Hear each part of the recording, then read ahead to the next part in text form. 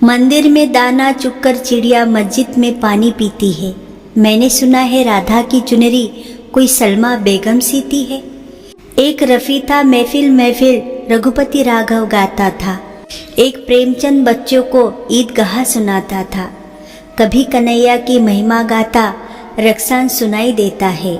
औरों को दिखते होंगे हिंदू और मुसलमान, मुझे तो हर शख्स के भीतर इंसान दिखाई देता है, क्योंकि ना हिंदू बुरा है ना मुसलमान बुरा है।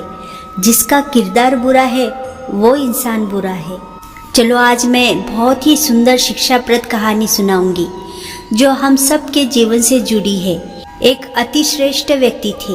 एक दिन उनके पास एक निर्धन आदमी आया और बोला कि मुझे अपना खेत कुछ साल के लिए उधार दे दीजिए, मैं उसमें खेती करूँगा और खेती करके कमाई करूँगा। वह अतिश्रेष्ठ व्यक्ति बहुत दयालु थे। उन्होंने उस निर्धन व्यक्ति को अपना खेत दे दिया और साथ में 5 किसान भी सहायता के रूप में खेती करने को दे दिया और कहा कि इन 5 किसानों को साथ में लेकर खेती करो, खेती करने में आसानी होगी, इससे तुम और अच्छी फसल की खेती करके कमाई कर पाओगे। वह निर्धन आदमी ये देख के बहुत खुश हुआ कि उसको उधार में खेती भी मिल गया और साथ में 5 सहायक किसान भी मिल गए। लेकिन वह आदमी अपनी इस खुशी में बहुत खो गया और वह 5 किसान अपनी मर्जी से खेती करने लगे और वह निर्धन आदमी अपनी खुशी में डूबा रहा। और जब फसल काटने का समय आया तो देखा कि फसल बहुत ही खराब हुई थी। उन 5 किसानों ने खेती का उपयोग अच्छे से नहीं किया था, ना ही अच्छे बीज डाले, जिससे फसल अच्छी नहीं हुई। जब वह अति श्रेष्ठ दयालु व्यक्ति ने अपना खेत वापस मांगा तो वह निर्धन व्यक्ति रोता हुआ बोला कि मैं बर्बाद हो गया, मैं अपनी खुशी में डूबा रहा और इन 5 किसानों को नियंत्रण में रख न सका, ना ही इनसे अच्छी खेती करवा सका।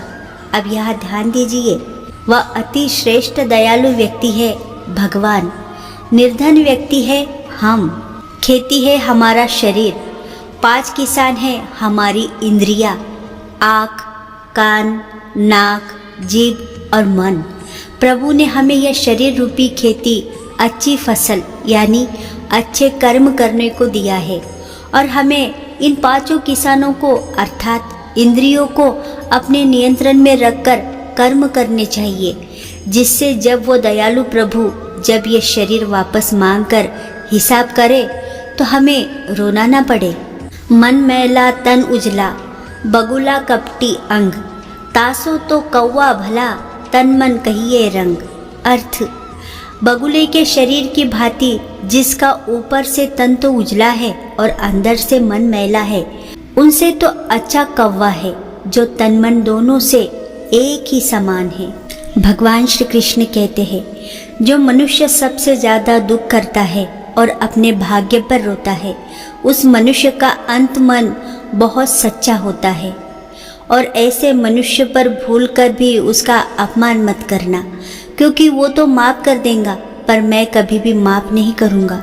जिस तरह सज्जन लोग सूप के समान दोषों को त्याग कर गुणों को ग्रहण कर लेते हैं, उसी तरह दुर्जन लोग चलनी के समान गुणों को छोड़कर दोषों को ही पकड़ लेते हैं, इसीलिए वो दुखी होते हैं। हमारी कमाई हुई संपत्ति का बंटवारा कोई भी कर सकता है, लेकिन हमारे कर्मों का बंटवारा कोई नहीं कर सकता। हमारे द्वारा किए हुए कर्मों का फल हमें ही मिलता है। हे पार्थ, खाली हाथ आए खाली हाथ वापस चले जाओगे। आज तुम्हारा है, कल किसी और का था और परसों किसी और का होगा। तुम जिसे अपना समझकर मगन हो रहे हो, बस यही प्रसन्नता तुम्हारे दुखों का कारण होगा। विरह का दर्द उर्मिला से पूछो, सीता से पूछोगे तो धर्म ही बताएंगी। प्रेम का अर्थ राधा जी से पूछो, रुक्मणी से पूछोगे तो अधिकार ही बताएंगी। सेवा का अर्थ श्रवण कुमार से पूछो, हनुमान से पूछोगे तो आनंद ही बताएंगे। और जहर का स्वाद शिव जी से पूछो, मीरा से पूछोगे तो अमृत ही बताएंगी। श्री कृष्ण जी कहते हैं, यदि कोई व्यक्ति शांत है तो उसे मूर्ख कमज़ोर समझने की गलती ना करे। याद रहे, उसे राम से परशुराम बनने में मात्र कुछ क्षण लग सकते हैं। निंदा आकाश की ओर फेंके गए उस पत्थर के समान है जो लौटकर उसी पर गिरता है जिसने उसे फेंका है। हर मनुष्य को अपने जीवन में ये 5 उद्देश्य हमेशा ध्यान रखना अत्यंत जरूरी है। पहला, हमारे जीवन में जो चल रहा है उसके पीछे कुछ ना कुछ कारण है। जो बीत गया अच्छे के लिए बीत गया और आगे जो होगा अच्छे के लिए ही होगा। दूसरा, आपको अधिकार केवल कर्म करने का है, बदले में जो मिलेगा उसे वक्त पर छोड़ दो। तीसरा, उम्मीदें दर्द देती है, आपका काम कर्म करना है। चौथा, जीवन में अच्छा और बुरा समय आता रहेगा, यही विधान है। और पांचवा, इस दुनिया में कर्म लेकर आए हो और कर्म लेकर ही जाना है, यही जीवन का चक्कर है। बोल उठती है तस्वीर भी मन से बुला कर तो देखिए, दिल की बातें जरा सावरे को सुना कर तो देखिए। देते हैं वो सब की बातों का जवाब, दुख अपने दिल के उनको बता कर तो देखिए। होगा एक रोज तुमको भी किस्मत पे अपनी नाज, चरणों में उसके सिर को झुका कर तो देखिए। जब कोई भक्त श्री कृष्ण के दिव्य नाम का जाप करता है तो सारे देवी देवता उसकी रक्षा करते हैं, छत्र बनकर उसके पीछे खड़े रहते हैं। लेकिन जब भक्त श्री राधा नाम का जप करता है तो स्वयं श्री कृष्ण उसके पीछे छत्र बनकर खड़े रहते हैं, स्वयं उसकी रक्षा करते हैं। श्री कृष्ण राधा नाम जपने वालों को अपने प्राणों से भी ज़्यादा प्रेम करते हैं। तो निरंतर जपते रहिए, राधे राधे राधे राधे। किसी के बुरे वक्त में उसका हाथ पकड़ो, सहारा दो और उसे हिम्मत दो, क्योंकि बुरा वक्त तो थोड़े समय में चले जाएगा, लेकिन वो आपको दुआ जिंदगी भर देता रहेगा।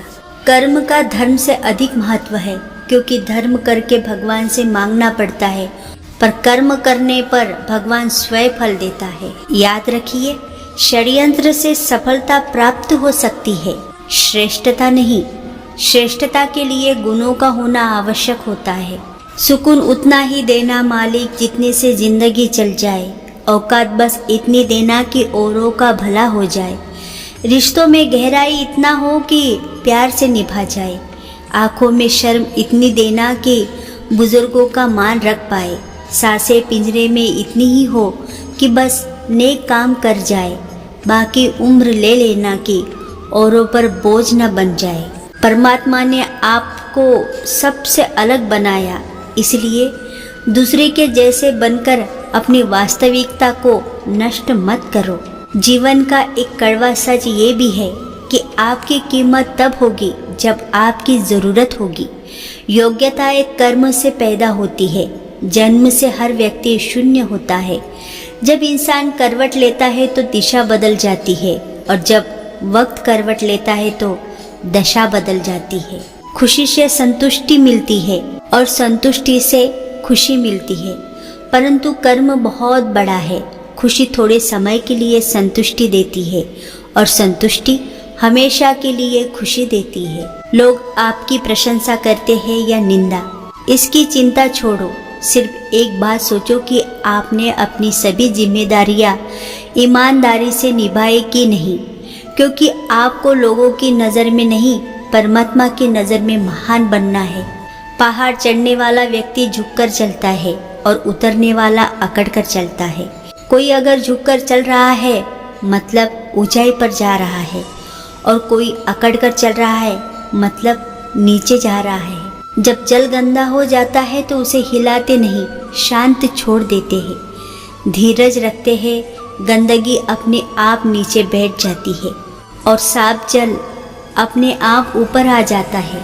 इसीलिए हे पार्थ, जो धीरज रख सकता है वह अपना इच्छित सब कुछ पा सकता है। स्पीड ब्रेकर कितना भी बड़ा हो, गति धीमी करने से झटका नहीं लगता। उसी तरह मुसीबत भी कितनी भी बड़ी हो, शांति से विचार करने पर जीवन में झटके नहीं लगते। नीम के पेड़ को दूध और घी से सींचने पर भी नीम का पेड़ मीठा नहीं होता। इसी प्रकार दुष्ट व्यक्ति को कितना भी ज्ञान दो, परंतु वह अपनी दुष्टता नहीं छोड़ता। गीता में कहा गया है कि जब सत्य और असत्य की लड़ाई होगी तब सत्य अकेला खड़ा होगा और असत्य की फौज लंबी होगी, क्योंकि असत्य के पीछे मूर्खों का झुंड भी खड़ा होगा, परंतु जीत सत्य की होगी। अगर कोई मक्खी सब्जी तोलते हुए तराजू पर बैठ जाए तो ज़्यादा कोई फर्क नहीं पड़ेगा, लेकिन वही मक्खी अगर सोना तोलते हुए तराजू पर बैठ जाए तो उसकी कीमत लगभग 10,000 होगी। हम कहाँ बैठे हैं और किसके साथ बैठते हैं, हमारा मूल्य उसी आधार पर निर्धारित किया जाता है। भक्ति क्या है? श्री कृष्ण जी कहते हैं, भक्ति हाथ पैरों से नहीं होती है, वरना विकलांग कभी नहीं कर पाते। भक्ति ना ही आंखों से होती है, वरना सूरदास जी नहीं कर पाते। ना ही भक्ति बोलने सुनने से होती है, वरना गूंगे बहरे कभी नहीं कर पाते। ना ही भक्ति धन और ताकत से होती है, वरना गरीब और कमज़ोर कभी नहीं कर पाते। भक्ति केवल भाव से होती है, एक एहसास है। भक्ति जो हृदय से होकर विचारों में आती है और हमारे प्रेम परमात्मा से जुड़ जाते हैं और हमारा प्रेम परमात्मा से जुड़कर रिश्ते में बदल जाता है। तो प्रेम से बोलिए राधे राधे राधे राधे। जय श्री कृष्णा, जय श्री कृष्णा।